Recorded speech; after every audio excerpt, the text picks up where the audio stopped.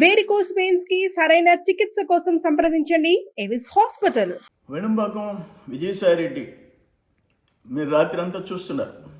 ఆయన రాజీనామా, ఆయన ఎత్తులు, పై ఎత్తులు, నక్కజెత్తులు. కొన్ని విషయాలు మీకు చెప్పాలా. అతను ఎంత దుర్మార్గుడంటే, నేను వైసీపీకి కాంగ్రెస్కి వ్యతిరేకంగా పోరాడేవాడిని అని చెప్పేసి కకాని గోవర్ధన్ రెడ్డిని పక్కన పెట్టుకొని ఢిల్లీ నుంచి నా కుమారుడికి మాకు సూట్ కేస్ కంపెనీలు ఉన్నాయని, ఇల్లీగల్ ప్రాపర్టీస్ ఉన్నాయని, వెల్త్ ఉందని చెప్పి ఒక ఎన్ఫోర్స్మెంట్ డైరెక్టరేట్, ఈడీ, ఒక ఆర్ఓసి, రిజిస్టర్ ఆఫ్ కంపెనీస్, ఒక ఇన్కమ్ ట్యాక్స్, ఒక బెంగళూరులో, హైదరాబాద్లో, విజయవాడలో 2 సంవత్సరాలు నలిగిపోయాడు నా కుమారుడు. ఆఖరాన వాళ్ళు ఏంటి మీకుండే ఆర్థిక ఇబ్బందులు ఏంటి, మీ పరిస్థితులు ఏంటి, మీ మీదేంది ఈ కేసు అని చెప్పేసి సానుభూతి చూపించి క్లోజ్ చేశారు. అటువంటి దుర్మార్గుడు నువ్వేంటో. మా కుటుంబం పక్కన అల్లీపురం దగ్గరలోనే, నీ ఊరు తాళ్ళపొడి, మీ ఇల్లు ఏంది, మీ కుటుంబం ఏంది, మా కుటుంబం ఏందో తెలుసు నీకు. తాతలు తండ్రులు ఇచ్చిన ఆస్తులు అమ్ముకున్నాడు మేము. బట్ మీరు ఏంది, మీ చరిత్ర ఏంటి?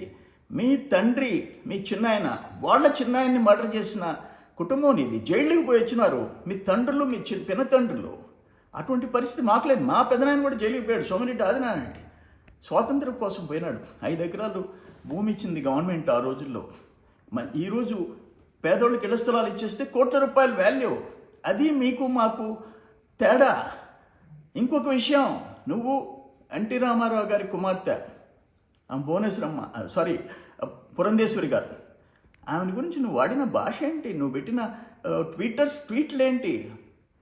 నేను తిరిగి నీకు కౌంటర్ ఇచ్చా, అటాక్ చేశా. నువ్వు నాకు 5 కోట్ల రూపాయలు డిఫమేషన్ నోటీస్ పంపిస్తావు, చెత్తబుట్లో బారేసా, చేసుకోపో అని చెప్పా. అటువంటి వాడివి నువ్వు. నీ చరిత్రది. అక్కడన ఉత్తరాంధ్ర వాళ్ళు సాఫ్ట్ నేచర్, ఒక పద్ధతైన వాళ్ళు అక్కడ పోయి సర్వనాశనం చేసావు. నీకేం సంబంధం? నీ తాళ్ళపూడి ఎక్కడ, నీ ఉత్తరాంధ్ర ఎక్కడ, నీ వియంకుడిది కూడా నెల్లూరు. మీ ఇద్దరు కలిసి అక్కడ పోయి దోపిడీ చేసి 1000 కోట్ల రూపాయల ఆస్తులు సర్వనాశనం చేసిన వాళ్ళు మీరు.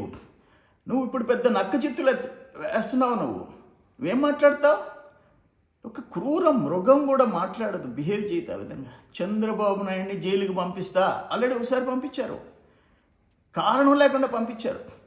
29కి మేము అధికారం వస్తాం, కానీ నువ్వు బతికుంటే, అంటే చంద్రబాబు నాయుడు గారు బతికి ఉండకూడదు అని నువ్వు ఒక ముసలి నక్క. నువ్వు ఇప్పుడు సరెండర్ అయిపోయి రాజీనామాలు చేస్తున్నావు. నేనేం చెప్తున్నానంటే నువ్వు ఏ పార్టీలో చేసుకో, ఎవరి కాళ్ళు మొక్కుకో, కానీ నీ నిజ స్వరూపం, నీ కుటుంబం, నువ్వు, నీ వియంకుడు, నీ అల్లుడు చేసిన పాపాలు, నువ్వు ఎన్ని జన్మలెత్తినా ఆ భగవంతుడు క్షమించడు, నిన్ను అనుభవిస్తావు.